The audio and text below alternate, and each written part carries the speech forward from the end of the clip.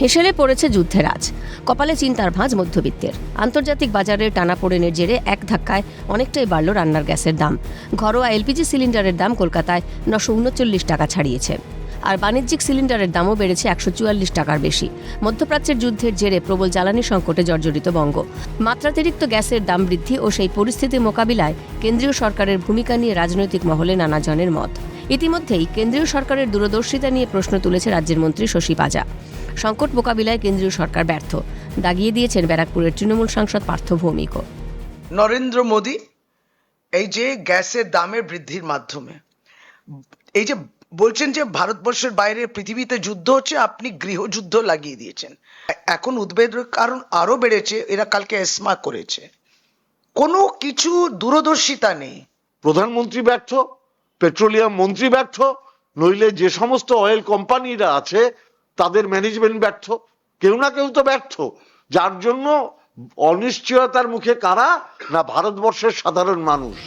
জ্বালানি সংকটের সামগ্রিক পরিস্থিতি নিয়ে উদ্বেগ প্রকাশ করেছেন মেয়র ফিরহাদ হাকিম। যদিও মধ্যপ্রাচ্যের যুদ্ধ পরিস্থিতিতে দেশে জ্বালানি অগ্নিমূল্য নিয়ে সরাসরি কেন্দ্রকে দোষারোপ করেননি কংগ্রেস নেতা অধীর রঞ্জন চৌধুরী। সর্বদলীয় আলোচনাতেই সমস্যার সমাধান হতে পারে বলে মনে করেছেন কংগ্রেস নেতা। সংকটে গ্যাস লাইন ছাড়া কলকাতায় আমাদের সাপ্লাই তো সংকটে আছেই, সুতরাং মানুষ খুব ক্রাইসিসের মধ্যে আছে। এখানে আমরা কলকাতা পৌরসভায় এটা ডাইরেক্টলি আমাদের কিছু করার নেই, কিন্তু আমাদের হাউস আজকে উদ্বেগ, এটা নিয়ে উদ্বেগ। আমাদের পররাষ্ট্রনীতির নিশ্চয় কিছু ভুল ভ্রান্তি আছে, সেটা আলোচনা চাইছে কংগ্রেস পার্টি লোকসভার মধ্যে। সেই আলোচনার মধ্যে দিয়ে কিন্তু আমাদের পররাষ্ট্রনীতির কোথায় ত্রুটি আছে, কোথায় কমজোরি আছে, সেটা কিন্তু স্পষ্ট হবে। যদিও দেশজুড়ে জ্বালানির সংকটে সাধারণ মানুষের ভোগান্তির অভিযোগ ভিত্তিহীন বলেই দাবি রাজ্য বিজেপির প্রধান মুখপাত্র দেবজিৎ সরকারের। বললেন, কেন্দ্রীয় পেট্রোলিয়াম মন্ত্রক সহ সরকারের পক্ষ থেকে স্পষ্ট জানানো হয়েছে দেশের কোথাও গ্যাসের অপ্রতুলতা নেই। কেন্দ্রীয় পেট্রোলিয়াম মন্ত্রক এবং বাকি সমস্ত জায়গা থেকে পরিষ্কারভাবে বলা হয়েছে গ্যাসের কোনো জায়গায় অপ্রতুলতা নেই। দেশীয় গ্যাস এবং বাইরে থেকে আসা গ্যাস, রান্নার গ্যাস, তাই নিয়ে কোথাও কোনো অসুবিধে নেই। তবে রাজনৈতিক মহলে শাসক বনাম বিরোধীর জ্বালানি তরজার আবহেই বৃহস্পতিবার জরুরি বৈঠকে মুখ্যমন্ত্রী মমতা বন্দ্যোপাধ্যায়।